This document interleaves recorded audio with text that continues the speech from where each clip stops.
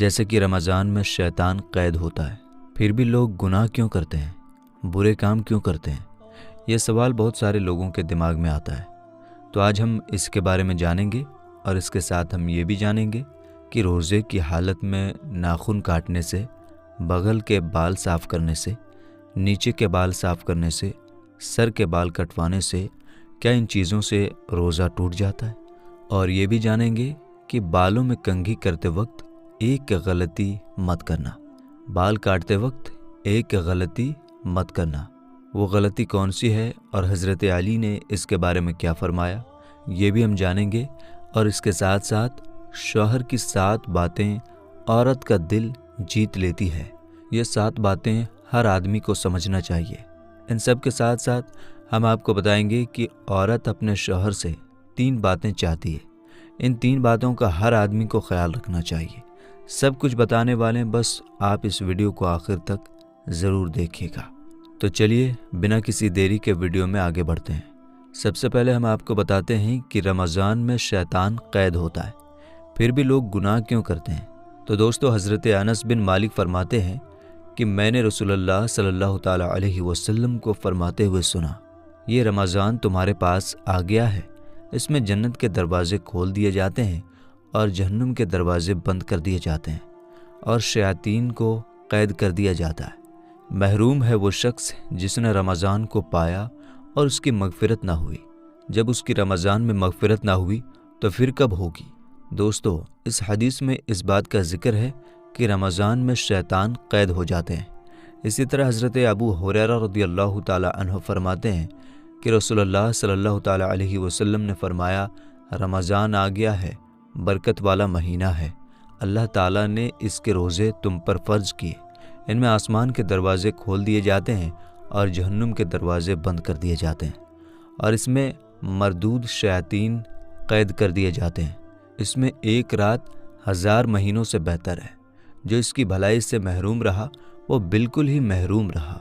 हज़रत अबू हुरैरा रज़ियल्लाहु ताला अन्हु फरमाते हैं कि रसूलुल्लाह सल्लल्लाहु ताला अलैहि वसल्लम का फरमान है, जब रमज़ान आता है तो आसमान के दरवाज़े खोल दिए जाते हैं। एक रिवायत में है कि जन्नत के दरवाज़े खोल दिए जाते हैं और जहन्नम के दरवाज़े बंद कर दिए जाते हैं।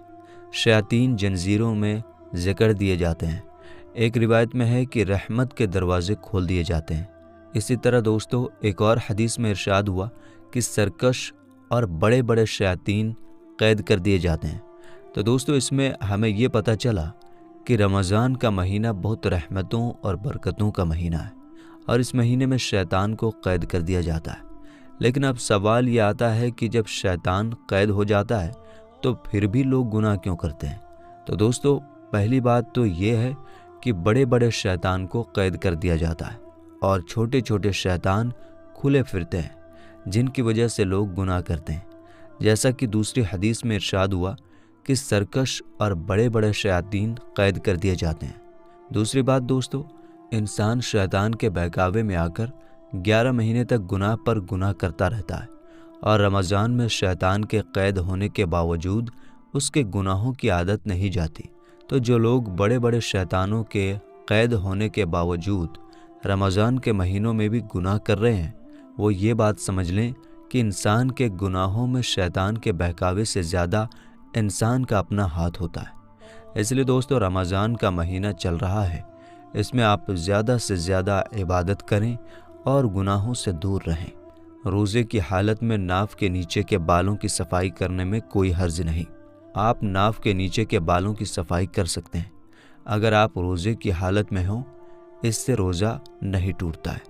इसी तरह बगल के बालों की सफाई से भी रोज़ा नहीं टूटता है। हमारे बहुत सारे भाई ये समझते हैं कि नाफ के नीचे के बालों की सफाई अगर रोज़े की हालत में करेंगे तो रोज़ा टूट जाएगा, बगल के बालों की सफाई करेंगे तो रोज़ा टूट जाएगा। ये उनकी गलत फहमी है। सही मसला ये है कि इससे रोज़ा नहीं टूटता। इसी तरह हमारे कुछ साथी ये कहते हैं कि अगर रोज़े की हालत में हाथों के नाखून काटते हैं या पैरों के नाखून काटते हैं तो इससे रोज़ा मकरूह हो जाता है।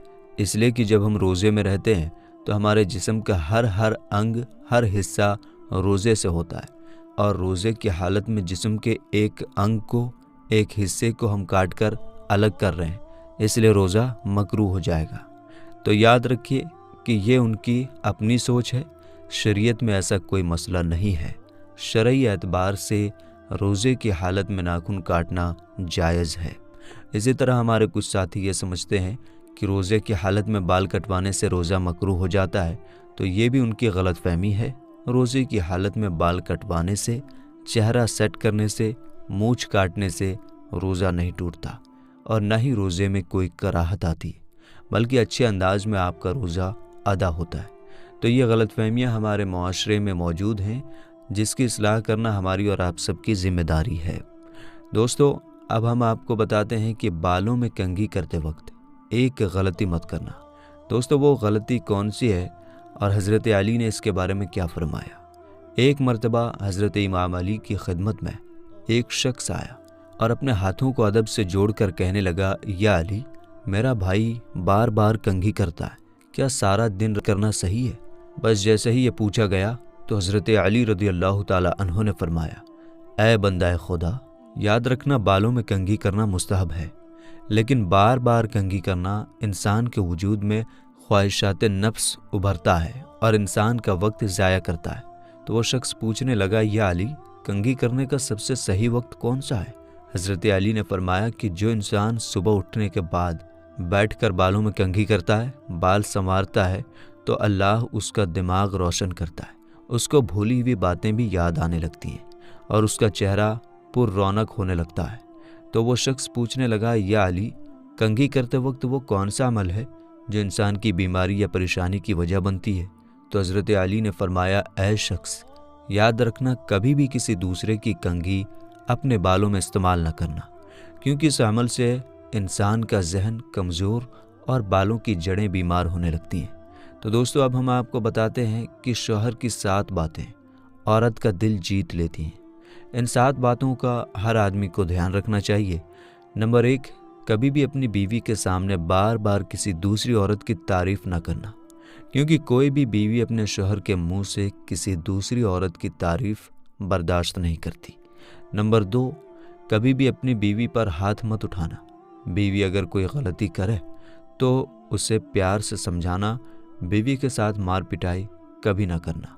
जो लोग अपनी बीवियों के साथ मार पिटाई करते हैं, उन औरतों के दिल में अपने शौहर के लिए नफ़रत पैदा हो जाती है। नंबर 3, कभी भी अपनी बीवी के सामने किसी मुश्किल परेशानी की वजह से मत रोना, वरना बीवी की नज़र में तुम कमज़ोर मर्द बन जाओगे। नंबर 4, कभी भी अपनी बीवी को ये मत बताना कि तुम कितना कमाते हो। अगर तुम ज़्यादा कमाते हो तो तुम्हारी बीवी ये जानकर फिजूल खर्ची करेगी और उससे तुम्हारे पैसे की कदर नहीं होगी। और अगर तुम कम कमाते हो तो तुम्हारी बीवी ये जानकर हमेशा रोती रहेगी कि हाय मेरी किस्मत। नंबर 5, कभी अपनी बीवी को अपने अहम राज ना बताना, क्योंकि औरत के दिल में कोई बात नहीं रहती।